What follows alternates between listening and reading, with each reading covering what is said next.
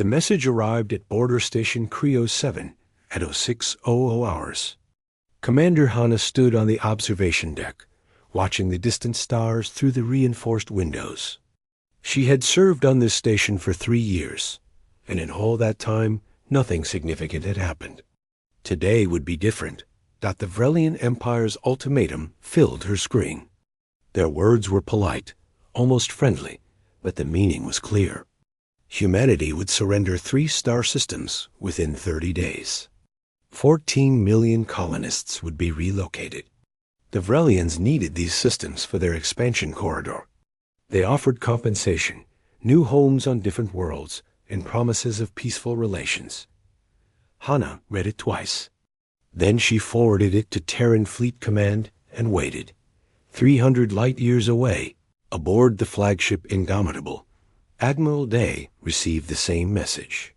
He was 58 years old, with gray hair and tired eyes. He had fought in the border wars 20 years ago, back when humanity was still learning that the galaxy was not empty. Now he commanded 63 ships, all that stood between the Vrelian Empire and human space. Captain Yuna entered his ready room without knocking. She was young for a captain, only 31, but she had the sharpest tactical mind in the fleet. She carried a datapad filled with numbers that made Day's stomach turn. 847 ships, Yuna said. Their fleet is massive. We counted 12 dreadnoughts, each one 3 times the size of our largest carrier. They have more fighters than we have missiles. Day looked at the tactical display. Red markers showed the Vrelian fleet assembling at the border. Blue markers showed his own forces, scattered and small. The odds were impossible. What do we have? He asked. 63 ships in total. The Indomitable and 2 other carriers. 8 destroyers. 23 frigates. The rest are patrol craft and supply vessels. Against their numbers, we would last maybe 4 hours in direct combat. Day nodded slowly. He had expected this. The Vrelian Empire had conquered 73 other civilizations. They were old, powerful, and utterly confident. Humanity was young, spread thin across 100 colony worlds, and completely outmatched. Send a message to all fleet captains, they said. Stand by for orders from Terran Command. On Earth, the Terran High Command gathered in emergency session. The council chamber was full of angry voices. Representatives from the colony worlds demanded action. Military advisors presented options, none of them good. Some argued for negotiation. Others suggested strategic withdrawal, pulling back to more defensible positions. A few even whispered about surrender. Defense Minister Inno sat quietly through it all. He was an old man now, but he had once been an admiral like Day. He had fought in humanity's first contact wars. He had seen what happened when you gave ground to empires. When the chamber finally quieted, Inno stood. His voice was not loud, but everyone listened. The Vrelian Empire thinks we will negotiate, he said. They think we will calculate the odds and make the smart choice. They think we will trade our worlds for peace. He paused, looking around the room. They are wrong. The chamber erupted again, but Inho raised his hand. Terran Command issues one order, he said. The Empire shall not cross this border. No negotiation. No retreat. The line is drawn here, and it holds. The vote was close. Many opposed the decision. But when it was done, the order was official. Minister Inho transmitted it himself to Admiral Day. Day read the message 3 times. Then he called his senior staff to the bridge. Yuna arrived first, followed by the other captains via hologram. They all looked worried. I have our orders, A said. We hold the line. No retreat. Silence filled the bridge. Finally, one of the destroyer captains spoke up. Admiral, with respect, we cannot win this fight. No, they agreed. We cannot win, but we can make them pay for every meter of space. We can make them bleed. We can show them that humans do not surrender what is ours. Yuna stepped forward. She had been working on something. They could tell. She always had that look when she had a plan. We cannot fight them ship to ship, she said. But we do not have to. The border zone is dense with asteroid fields, nebula clouds, and unstable jump points. We know this space. They do not. We can turn it into a maze, a trap. We hit them where they are weak and run before they can respond. She brought up a tactical map. It showed the entire border region, marked with potential ambush points, hiding spots, and choke points. We split the fleet into small groups, Yuna continued. Wolf packs moving independently. We use our fighters as our main weapon. We plant mines in the asteroid fields. We make every system they enter cost them ships. They will advance, yes, but slowly. And every day they waste here is another day for Earth to build more ships. Day studied the map. It was a desperate plan, but it was better than nothing. And it gave them a chance, however small. Send the order, he said. All ships disperse to assigned positions. Activate Protocol Endurance.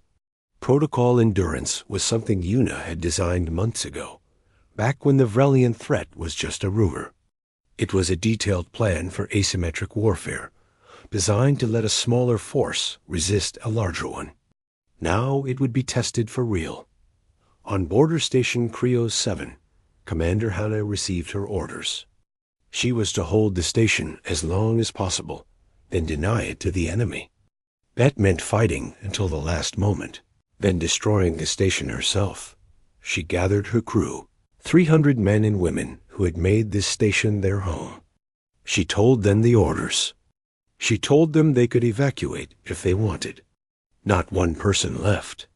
We hold the line, Hannah told them. That is what we do.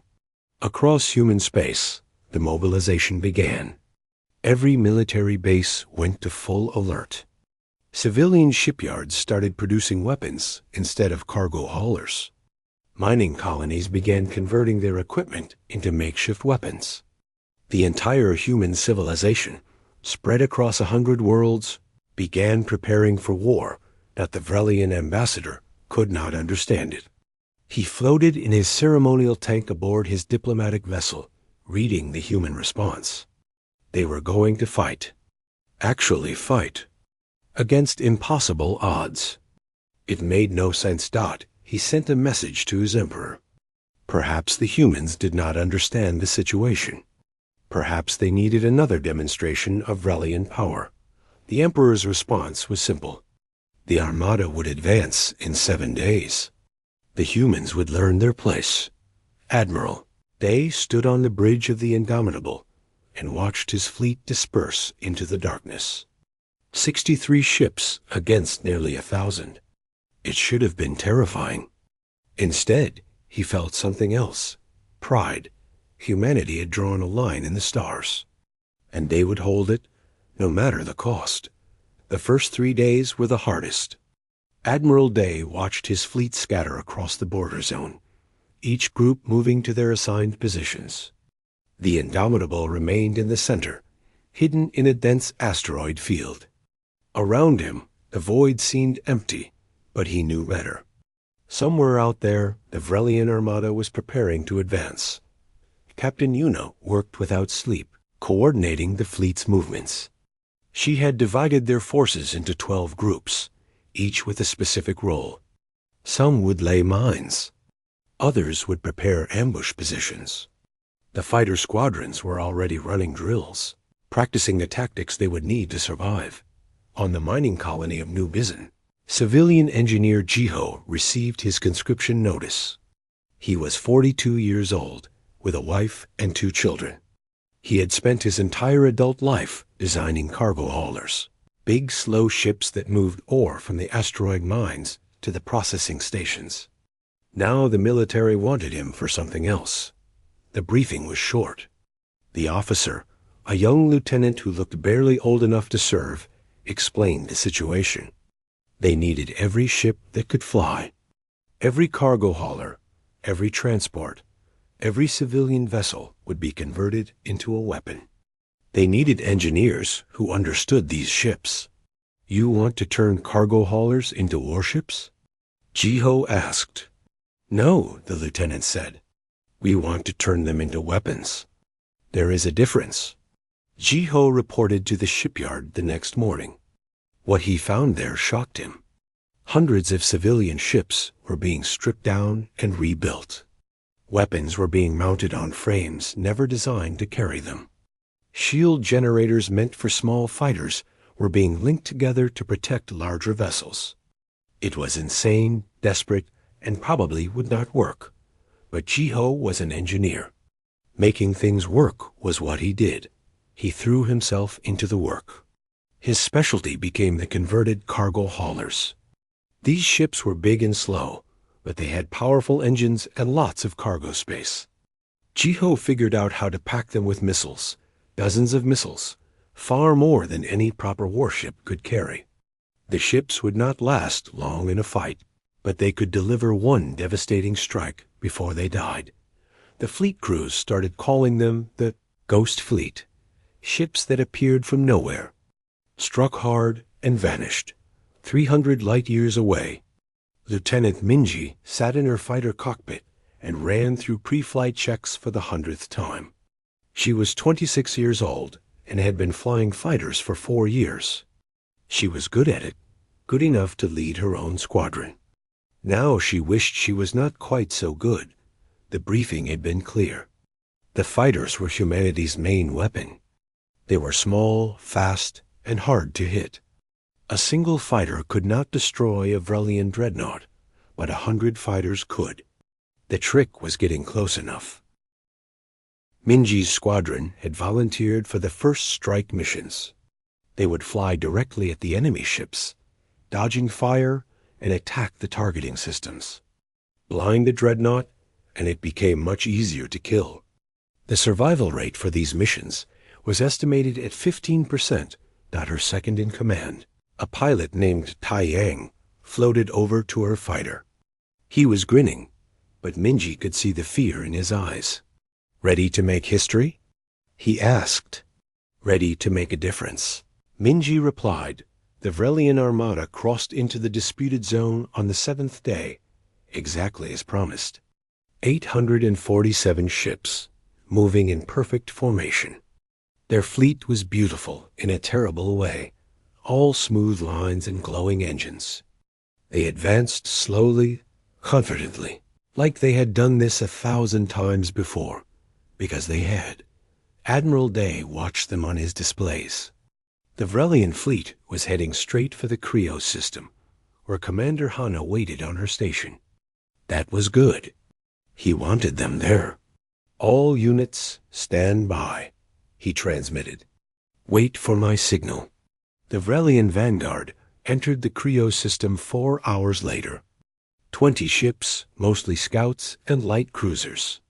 They swept the system with their sensors, looking for threats. They found Border Station Creo 7 immediately. It was hard to miss. The station was huge, a spinning wheel of metal and lights. The Vrelians sent a standard surrender demand. Commander Hana did not respond. Instead, she activated the station's weapons. Every gun, every missile launcher, everything the station had. The Vrelian ships were not expecting resistance. The first salvo caught them completely by surprise. 3 scouts vanished in balls of fire. 2 more took heavy damage and began spinning out of control. The rest scattered, trying to return fire, but Hana was not done. She had spent 3 days preparing. The space around the station was filled with mines, hidden among the asteroids. As the Vrelian ships maneuvered, they triggered the traps. Explosions bloomed in the darkness. The Vrelian commander called for reinforcements. The main fleet began moving forward, faster now. They were angry. Good, Hana thought. Angry enemies make mistakes. Admiral Day watched the Vrelian fleet accelerate into the Creo system. They were bunching up, moving faster than their formation allowed. Perfect. Now, he said quietly, from the asteroid fields around the system, human ships appeared. Not many, just 12 vessels. But they had been waiting in perfect ambush positions. They fired everything at once, targeting the Vrelian supply ships in the rear of the formation. The Vrelians had not been expecting an attack from behind. Their shields were oriented forward. 6 supply ships exploded before they could react. Then the human ships vanished back into the asteroid field, jumping away before the Vrelians could target them properly. It was not a great victory. 6 ships against an armada of hundreds meant nothing. But it was a message. You are not safe here. Nowhere is safe. The Vrelian advance slowed. Their commanders ordered defensive formations. They began sweeping every asteroid field before they entered it. They moved cautiously now, like prey animals sensing a predator. Captain Una smiled when she saw this. Cautious enemies moved slowly. Slowly meant time. Time meant Earth could build more ships. Time meant more chances to strike. The pattern repeated over the next week. The Vrelians would advance into a system. Human ships would hit them from ambush. A few Vrelian ships would die. The human ships would escape. The Vrelians would slow down, sweep the area, and advance again. It was working, but barely. The Vrelians were still advancing. They were learning to adapt. And humanity was running out of ships. On New Bizen, Jiho finished converting his 50th cargo hauler. The Ghost Fleet now had 80 ships ready for combat. It was not nearly enough, but it was something. He assigned crews to each vessel, volunteers, all of them. They knew these ships were death traps. They came anyway. Jiho decided he would pilot the lead ship himself. He owed that much to the crews who followed him. Lieutenant Minji's squadron received their orders on day 12. A Vrelian super-dreadnought was entering the Helix Nebula. Admiral Day wanted it blinded. 200 fighters were assigned to the mission. Minji would lead the first wave. She gathered her pilots in the briefing room. They were young, most of them. Too young for this. But they were all humanity had. We go in fast, she said. Target the sensor arrays on the forward hull. Ignore everything else. Our job is to blind this ship so the fleet can kill it. Questions? No one had questions. They all knew the plan. They all knew the odds. Taeyang raised his hand anyway. After we blind it, what then? Minji looked at him. Then we come home. It was a lie, and they both knew it. But sometimes lies were kinder than truth. The Vrelian ambassador sent another message to Earth. The humans were fighting well, he admitted. Better than expected. But the outcome was certain. The Empire had unlimited resources. Humanity did not. This resistance was brave, but pointless. Minister Ingho read the message and deleted it without responding. Words were meaningless now. Only actions mattered. He issued new orders. Every shipyard would work around the clock. Every factory would produce weapons. Every able-bodied person would serve in some capacity. Humanity would not outproduce the Vrelian Empire, but they would try anyway. Admiral Day sat in his ready room and reviewed the casualty reports. 15 ships lost so far. Not destroyed, just lost. Some had been damaged and forced to retreat. Others had simply vanished, probably destroyed in ambush that went wrong. 3,000 crew members dead or missing. And the Vrelians had only advanced 3 light years. Captain Una entered without knocking, as usual. She looked exhausted. The Ghost Fleet is ready, she said. Jiho reports 80 ships armed and crewed. He wants to hit their supply lines. Day nodded. Approve it.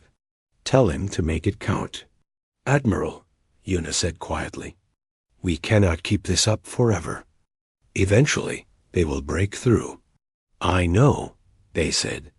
But every day we hold them here is another day for Earth. That is all we can do. Hold the line. Una saluted and left. Day returned to his reports. The numbers were bad, but not hopeless. Not yet. Humanity was bleeding, but so was the Empire. The question was who would bleed out first. The Vrelian battle group entered the Creo system with overwhelming force. 30 ships this time, including 2 dreadnoughts. They had learned from their earlier mistakes. Their formation was tight, their shields were up, and their sensors swept constantly for ambushes. They expected resistance. They expected losses.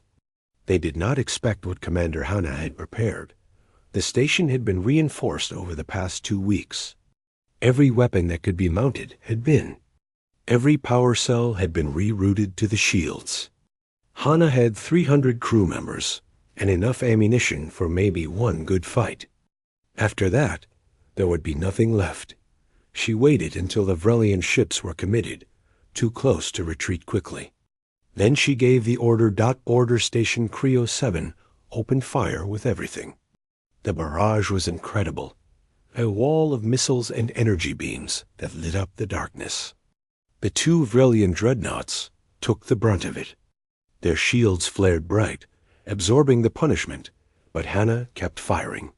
She had spent 2 weeks calculating firing solutions. Every shot was aimed at the same spot on each ship's shields. The first dreadnought's shields collapsed after 90 seconds. The second collapsed 10 seconds later. Missiles punched through the hulls, exploding deep inside. Both ships began to list, their engines flickering and dying. The Vrelian formation broke apart in confusion. They returned fire, concentrating on the station. Hana's shields lasted longer than expected, nearly 2 minutes. When they failed, the station's hull began to melt under the energy weapons. Hana gave her final order. All crew to the escape pods. The crew refused. They would stay to the end. That was not a request, Hana said. Her voice was calm, but firm. You have done your duty. Now go. That is an order. The crew hesitated, then obeyed. The escape pods launched in all directions, disappearing into the darkness. Most would be picked up later by human rescue ships. Most, but not all. Hana stayed on the bridge alone. She rerouted all remaining power to the engines. The station began to move, slowly at first, then faster. She aimed it directly at the Vrelian flagship, a massive dreadnought that sat in the center of the enemy formation. The Vrelians realized what she was doing too late. They fired everything at the station, trying to destroy it before impact. Parts of the station broke away, burning. But the core kept moving, accelerating now. Hana watched the dreadnought grow larger in her view screen. She thought about her family on Earth. She thought about the crew she had just sent away. She thought about the line they were holding. For humanity, she said quietly. The station hit the dreadnought at full speed. The reactor detonated on impact. The explosion was visible from 3 light years away. When the light faded, both the station and the dreadnought were gone. 2 other Vrelian ships had been caught in the blast, destroyed or crippled. The remaining ships retreated, dragging their damaged vessels with them. Admiral Day received the report 4 hours later. He read it twice, then closed his eyes. Commander Hana had been a good officer. She would be missed, but her sacrifice had bought them time. The Vrelian advance had stopped, at least for now. Mark her name, Day said to his adjutant. Commander Hana held the line. The Ghost Fleet struck 3 days later. Engineer Ji-ho led 80 converted cargo haulers through a little-used jump point, emerging deep in Vrelian-controlled space. They had painted their hulls to look like civilian evacuation ships. The Vrelians saw them coming and assumed they were refugees fleeing the battle zone. They were wrong. When the Ghost Fleet was close enough, they opened their cargo bays.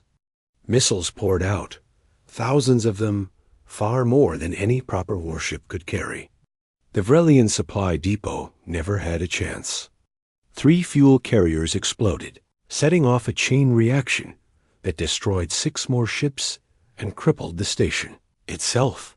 Jiho's ship took damage during the escape. His engines were hit, reducing his speed.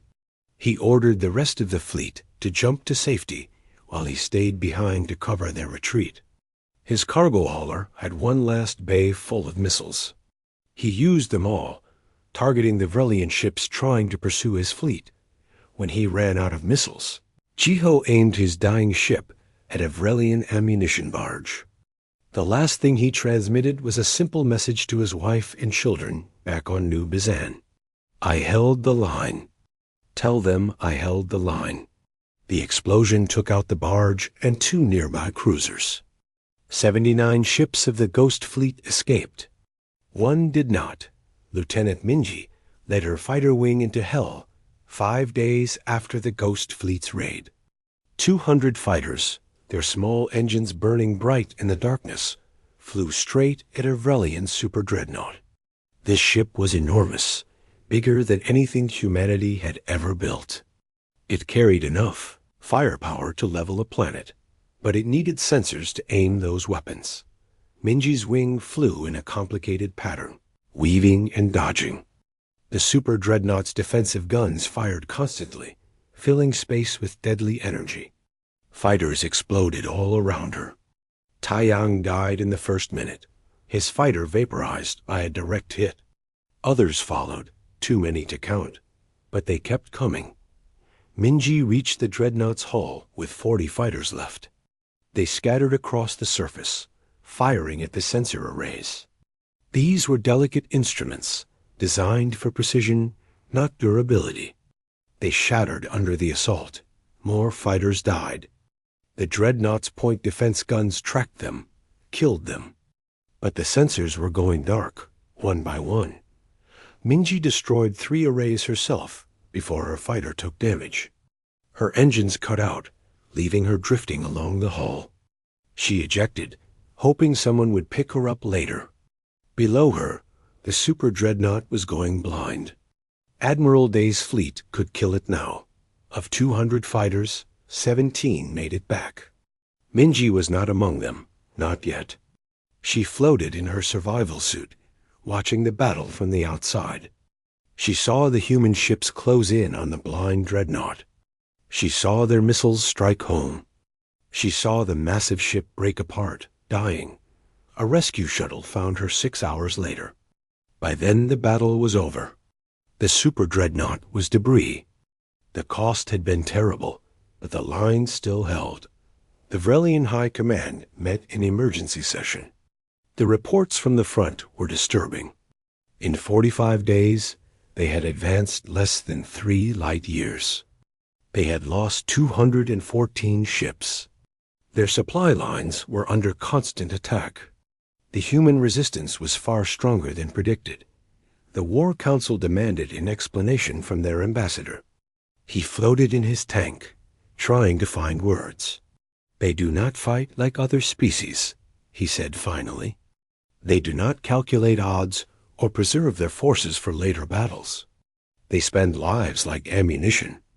Every ship, every station, every soldier fights until destroyed.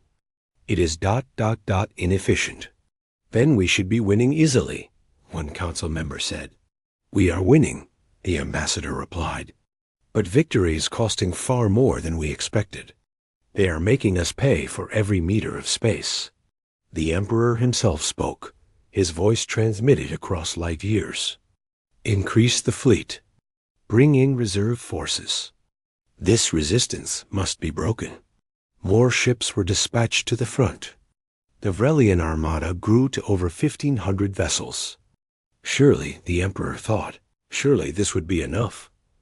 Admiral Day watched the enemy reinforcements arrive and felt his hope dying.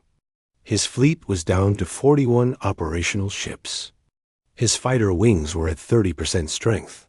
He had lost count of how many soldiers had died. The Ghost Fleet was down to 30 ships After several more raids, Captain Yuna showed him the projections. At the current rate of loss, they had maybe 60 days before the fleet was destroyed completely. After that, nothing would stop the Vrelians from reaching Earth. We need to buy more time, they said. We are doing everything we can, Yuna replied. Admiral, we have fought brilliantly, but there are limits to what we can do. Day nodded.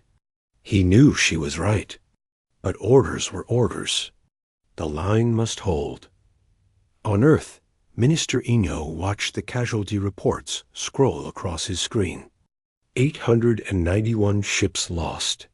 4 stations destroyed. Fighter losses were approaching 90%. The colonies were screaming for relief. The assembly was demanding negotiations. Inho ignored them all. He had made his decision weeks ago. If humanity was going to die, they would die standing. He authorized the construction of 50 new ships. They would not be finished in time to help Admiral Day, but they would help whoever came next. The Vrelian ambassador sent one more message to Earth. It was different from the others. There was a note of respect in it, almost admiration. Your resistance is noted, it read. Your warriors fight with honor, but you cannot win. We have more ships, more resources, more time. Every day you resist, more of your people die. Is your pride worth their lives? Minister Inho typed out a response personally. Our pride is not at stake. Our freedom is. And yes, it is worth any price. In space, the war continued. The Vrelians advanced slowly, paying in blood for every light year. The humans retreated step by step, making each retreat cost the enemy dearly. It was a mathematics of death, a calculation of survival. And somehow, impossibly, the line still held. Admiral Day stood on the bridge of his battered flagship and watched the stars. Somewhere out there, the Vrelian armada was regrouping. Somewhere out there, more battles waited, more deaths, more sacrifices. But for now, for this moment, the border held. The Empire had not crossed. That would have to be enough. Minji recovered in the medical bay, her body bruised and her mind exhausted. When she could walk again, she went to the pilot-ready room. New pilots had arrived, replacements for the ones she had lost. They looked so young. She would train them. She would lead them. She would do whatever it took to hold the line, because that was what humans did. They held the line. The war entered its 3rd month with no end in sight. The Vrelian Empire committed another 500 ships to the front, bringing their total force to over 1,500 warships. It was the largest military deployment in their history. They were determined to break through, no matter the cost. Admiral Day commanded his fleet from a new flagship. The Indomitable had been destroyed 2 weeks ago in a running battle through an asteroid field. His new ship, the Defiance, was smaller and faster. He had learned that survival mattered more than size. Captain Yuna had changed too. Her uniform was worn and stained. She rarely slept. Her brilliant tactical mind was being pushed beyond its limits, trying to find new ways to delay the enemy. Every day she produced new plans, new tricks, new traps. Some worked. Some did not. But they all bought time. We have a problem, Yuna said, showing Day the latest intelligence. The Vrelians are adapting faster than expected. They are spreading out their formations. They are sending scout drones ahead to detect our mines. Our ambushes are becoming less effective. Day studied the reports. She was right. The Vrelians were learning. In the last week, 3 human ambushes had failed completely. The enemy had detected the traps and avoided them. 5 ships had been lost for nothing. We need something new, Day said. Something they have not seen before. Yuna worked through the night. By morning, she had a plan. It was risky, probably insane, but it might work. She showed it to Day over breakfast. "We stop running," she said. "We make a stand at outpost vigilance. We fortify it like we did at Creo's. But this time we add a twist. We let them capture it." They raised an eyebrow. "Explain." "We rig the entire outpost to explode. Not immediately, but delayed. We make them think they have won a major victory. They will move in, occupy the station, use it as a forward base. Then we detonate it remotely. The explosion will take out everything within 5 kilometers. It was devious. It was also a war crime by most standards. Booby-trapping a surrendered position violated every rule of warfare. But desperate times called for desperate measures. "Do it," they said, "but make sure all our people evacuate first. I will not sacrifice our soldiers for a trap." Meanwhile, something unexpected was happening across the galaxy. The Keth, a species the Vrellians had conquered 30 years ago, had begun rebelling. Small attacks at first, sabotage of supply lines, minor raids on isolated outposts. But the Keth resistance was growing. The reason was simple. They had seen humanity fight. They had watched a smaller, weaker civilization resist the mighty Vrellian Empire. If humans could fight back, why could they not? Admiral Day received a coded message from the Keth resistance. They wanted to coordinate their efforts. They could strike Vrellian supply bases 3 sectors away, forcing the Empire to divert forces from the human front. Day passed the message to Captain Yuna. She set up a secure communication protocol within hours. Suddenly, humanity was not fighting alone anymore. The trap at outpost vigilance worked better than anyone expected. The station's garrison fought hard for 3 days, following Yuna's script perfectly. They inflicted heavy casualties, made the Vrellians work for every corridor, then retreated to their ships at the last moment.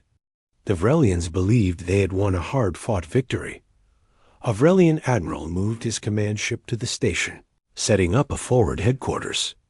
Supply ships docked. Repair crews moved in.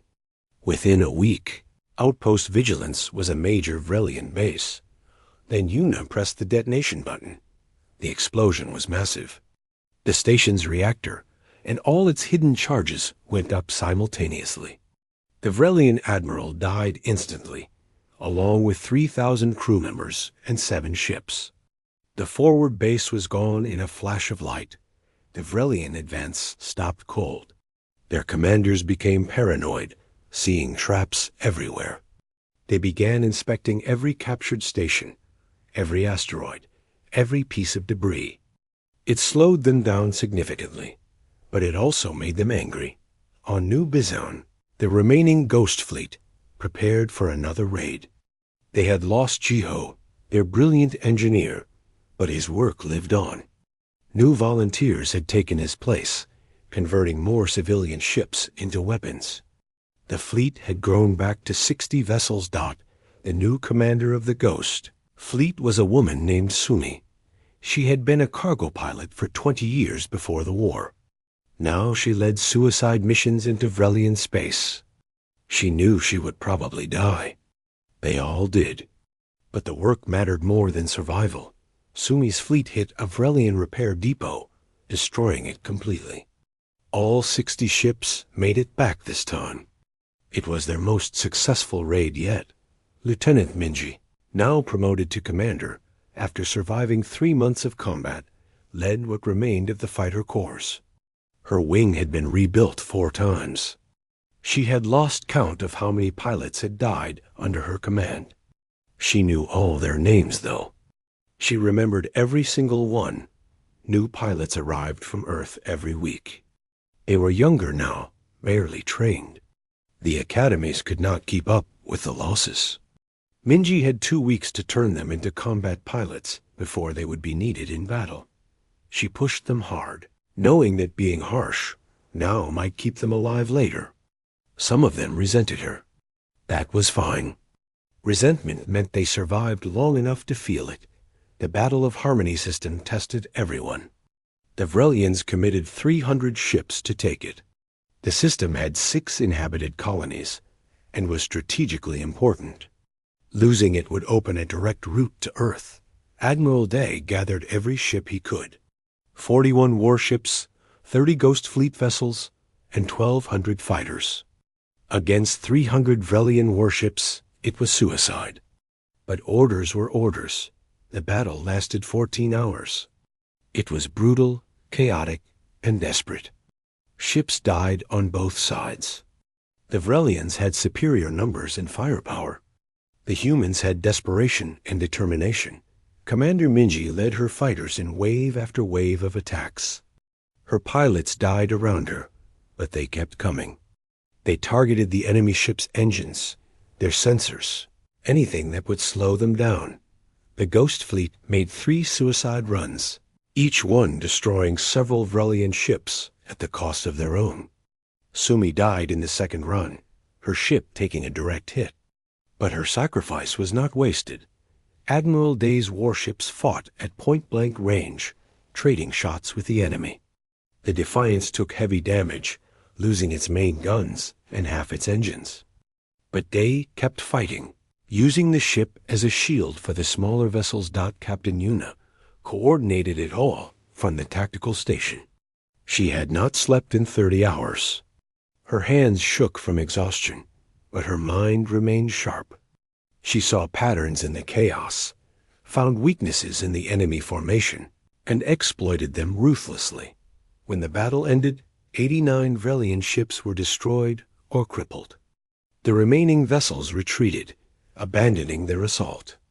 The cost to humanity was terrible. 23 warships destroyed, all 30 Ghost Fleet vessels gone, and only 200 fighters survived. But Harmony system held. Minji floated her damaged fighter back to the carrier. She had 4 fighters left in her entire wing. 4 out of hundreds. She sat in her cockpit after landing and cried. Not from fear or sadness, but from exhaustion. She had nothing left to give. Then she climbed out, reported to the ready room, and started training the next batch of pilots. On Earth, Minister Inho faced the Terran assembly. The representatives were angry, scared, and demanding answers. Casualties had reached 4.7 million military personnel. 200,000 civilians had died when the Vrelians bombed 3 colonies in retaliation for the Ghost Fleet raids.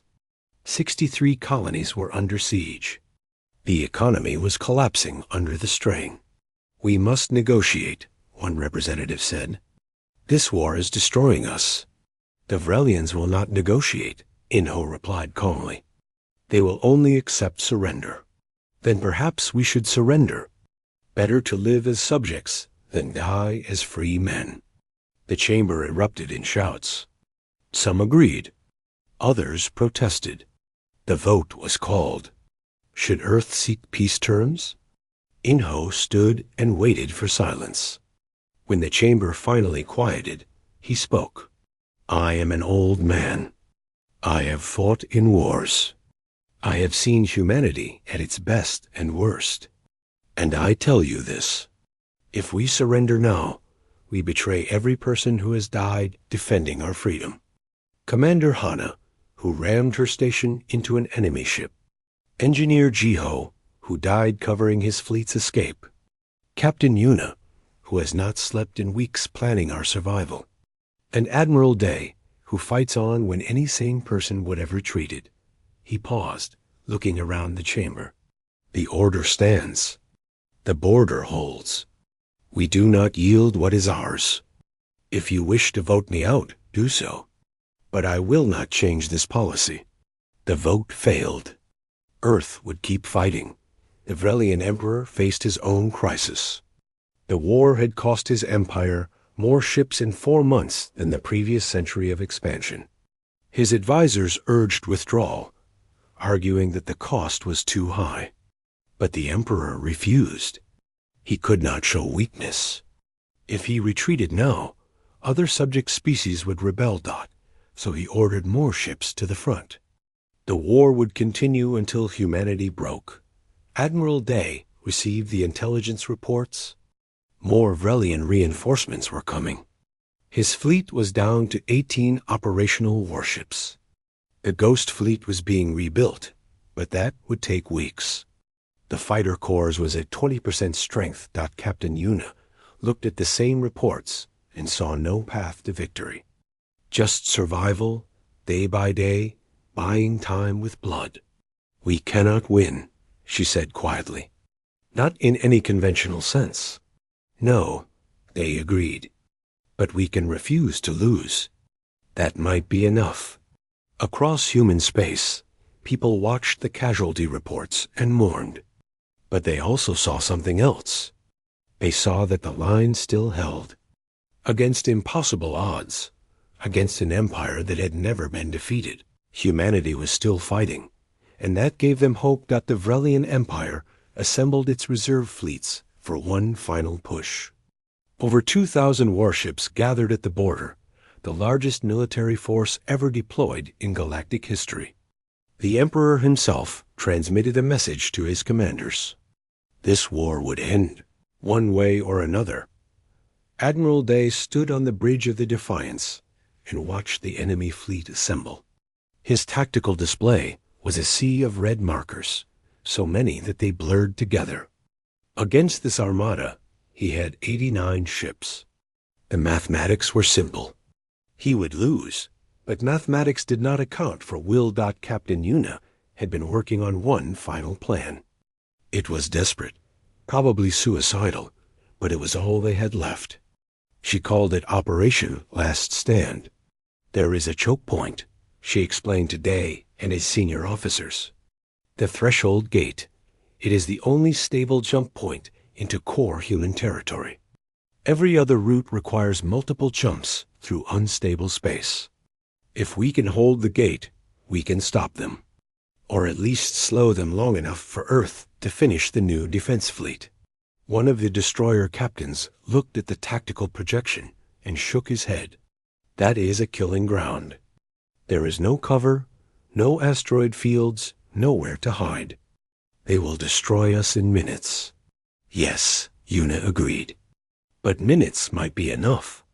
If we concentrate every ship, every fighter, every weapon at that one point, we can create a wall they cannot easily cross. They will have to commit their entire fleet to break through. And when they do, they will take casualties. Heavy casualties." A studied the plan. It violated every principle of fleet tactics. You never concentrated all your forces in one location. You never fought a defensive battle with no room to maneuver. You never sacrificed your entire fleet for a few minutes of delay. But these were not normal times. "Send the order," they said. "All ships to Threshold Gate. We make our stand there." On New Bizan, the Ghost Fleet received its orders. Every ship they had, every converted cargo hauler, every armed civilian vessel would join the final battle. The fleet commander, a young woman named Han, who had taken over after Sumi's death, gathered her captains. "This is a one-way trip," she told them honestly. "Our ships are not built to survive fleet combat. We will strike once, maybe twice, then we will die. But our deaths will matter. They will buy time for the warships to fight." Not one captain refused the mission. 300 ships of the Ghost Fleet began the journey to Threshold Gate. Commander Minji gathered what remained of the fighter corps. 1,200 fighters, pulled from every carrier in human space. Her pilots were a mix of veterans and rookies. The veterans had haunted eyes and shaking hands.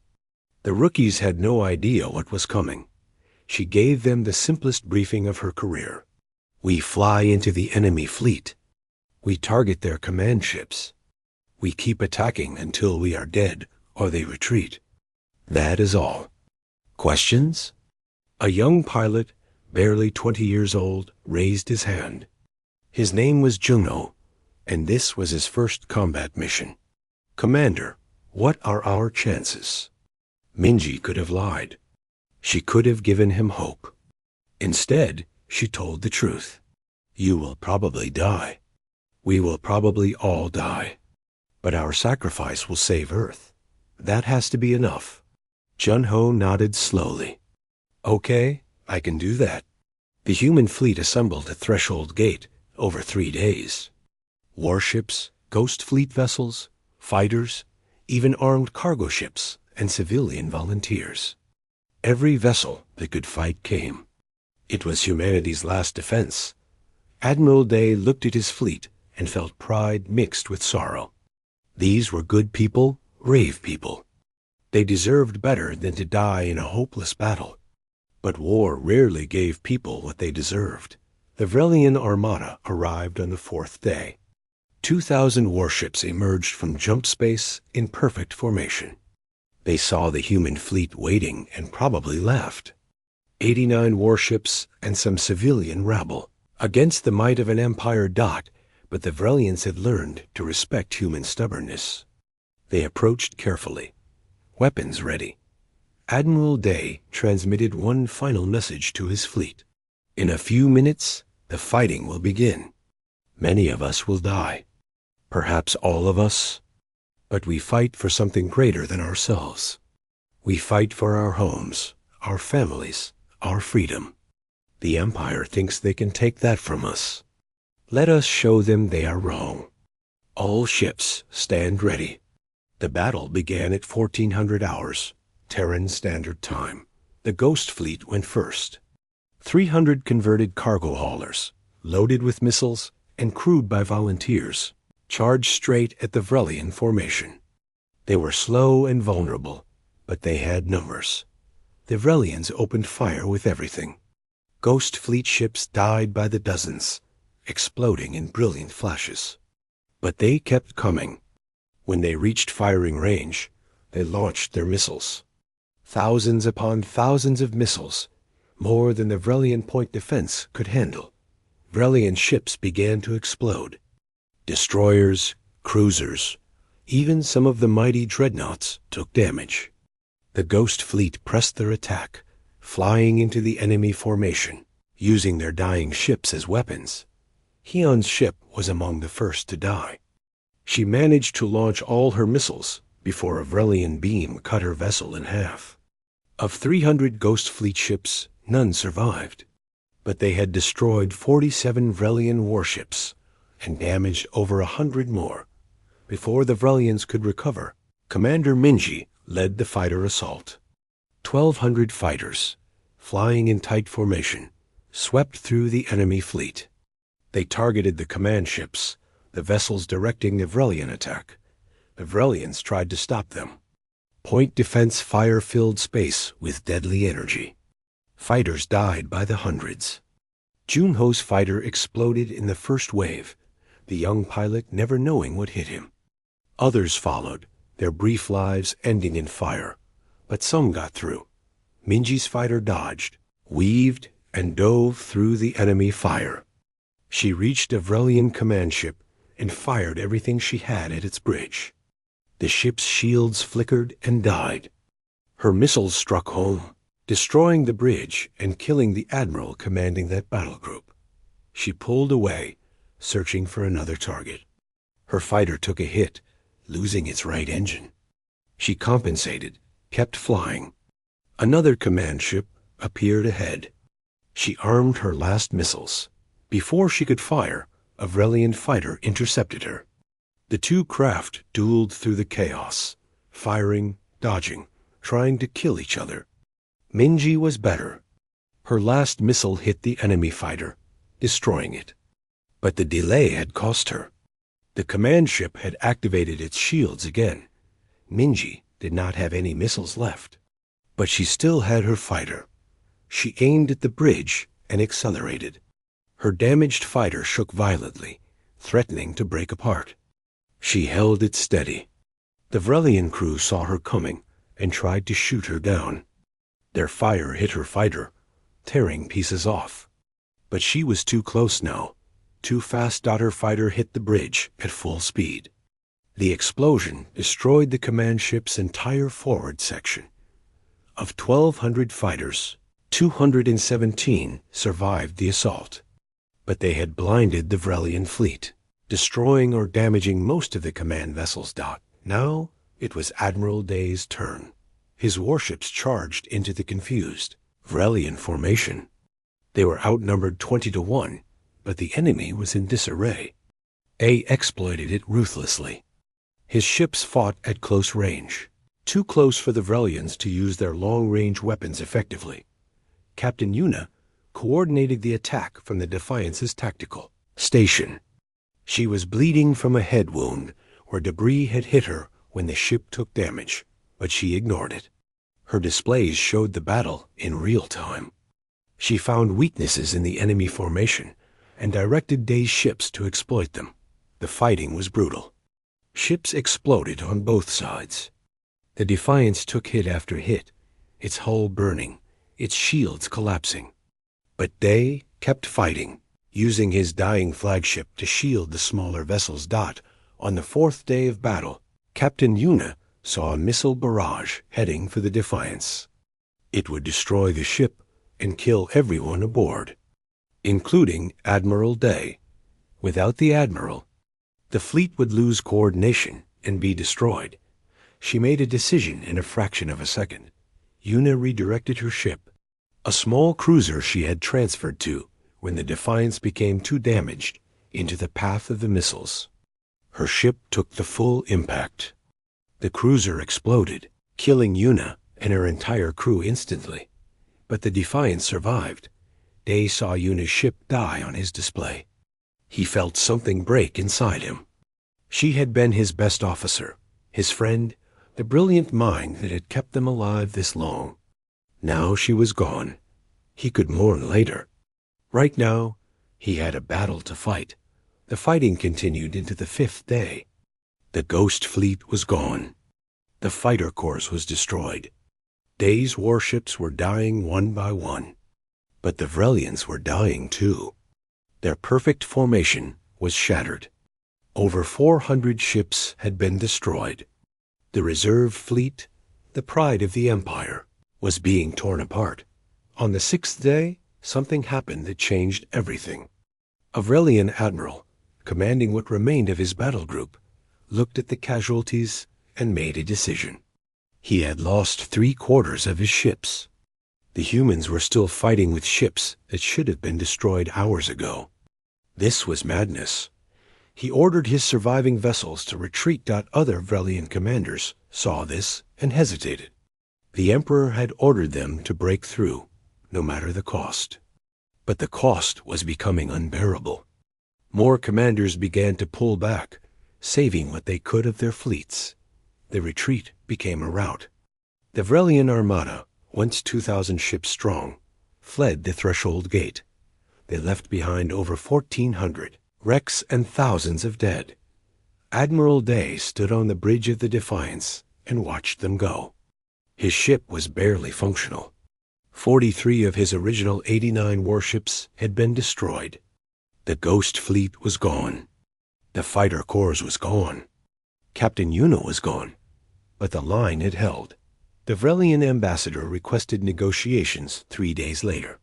He floated in his tank, looking somehow smaller than before. His message to Earth was simple. The Empire would not cross the border. They proposed a demilitarized zone and a non-aggression pact. The war was over. Minister Inho led the human delegation. He had one condition: complete recognition of human sovereignty over all disputed systems. The Vrelians agreed immediately. They had no fight left in them. The treaty was signed on Earth, in the same chamber where Inho had argued for resistance. Representatives from both sides watched as the documents were sealed. The war was officially over. Humanity had won. The cost had been terrible. 6.2 million dead. Hundreds of ships destroyed. Dozens of colonies damaged. But they had won. 10 years later, Admiral Day returned to Threshold Gate. He was an old man now, retired from active service. A memorial stood where the battle had been fought. It was simple, just a wall of names. 6.2 million names, every human who had died defending the border. He found the names he was looking for. Commander Hannah, Engineer Jiho, Captain Yuna. Commander Minji had survived, though barely. She was an admiral now, commanding the border fleet. She stood beside Day, both of them reading the names. "We held the line," Minji said quietly. "Yes," Day agreed. "We held the line." The Vrelian Empire never recovered. 3 of their client species achieved independence within 5 years. The great empire that had conquered 73 civilizations was crumbling. Weakened by the war with humanity, that other species across the galaxy heard what happened. They learned that empires could be resisted, that superior numbers did not guarantee victory, that sometimes the smaller force won simply because they refused to lose. Humanity's fleet grew stronger over the years. They never forgot the lesson of Threshold Gate. They trained hard, built better ships, and prepared for the next threat. Because there would always be another threat. But they also remembered something else. They remembered what happened when someone drew a line and said no further.